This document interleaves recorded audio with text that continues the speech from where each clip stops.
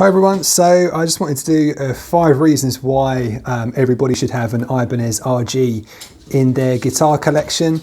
I think this is a really good guitar, so let's get straight into it. So first things first, the Wizard 3 neck, which is just a very strange neck when you first start playing it. If you've been playing for a little while, if you're used to Stratocaster or Les Paul, a Wizard 3 might feel very strange to you. It's basically the same width as a Les Paul, so it's 43 millimeters, but that's where the similarities end. It's a very thin neck. So I will actually draw that for you quickly so that you get a sense of what I mean. Wizard 3 neck is basically shaped a bit like that, very flat indeed. If you imagine that's the fretboard, excuse my wiggly lines. So that's basically that's the back of the neck, and it's super flat.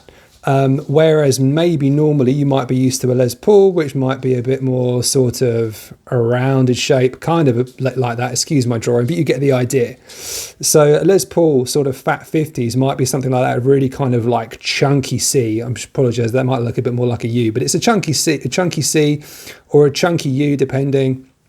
And the Ibanez is that sort of that very flat shape at the back, which gives it that kind of characteristic, really fast feeling neck to it, which I personally really like, and you might like too. Essentially, the Ibanez RG, which is this one here, it's the RG 421 PB, has that very flat neck, is 17 millimeters at the first fret in terms of depth from back to front, and at the base it's around about 20 millimeters. You compare that to something like a Les Paul, that might be something more like sort of 25 millimeters, and you really will tell the difference versus, say, for example, a fat 50s neck. Also, what makes this really great is the 17-inch radius of the fretboard. That essentially means the fretboard itself is actually very flat as well. That essentially means that you can play very fast without the very fast, and also high up the neck or anywhere you want on the neck, with a lot less likelihood of bends, for example, fretting out, because you'll bend the string and it will be along the same plane nearly. Whereas versus a Strat, which is probably, you know, could be anything that's sort of around about anything from about 9 inches to 12 inches usually, or a Les Paul, which is normally around about 12 inches. So that really does make a huge difference in terms of the feel, and also the ease of setup. So when every time you're changing the strings or you're playing the guitar, it's going to be way easier in terms of doing that setup, because you won't have to try and raise the strings too much to stop any fret buzz. I've certainly found that with this guitar. I've had this for years now. I've really never had to change the intonation on the guitar. And I've never had to sort of go into the truss rod cover to manipulate it. It's all got a very low action.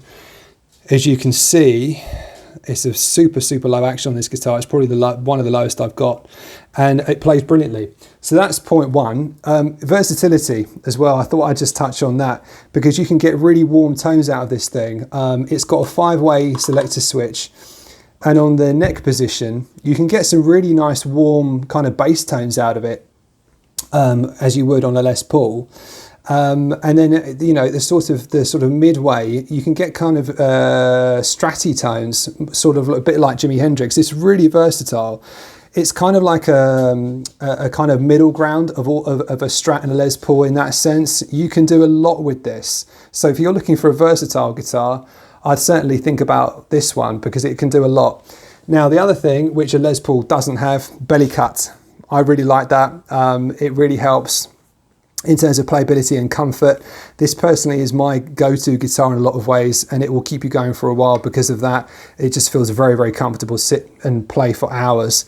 Now, the flat saddles, that's the 4th point, I would say, which is, that again makes it very comfortable to play.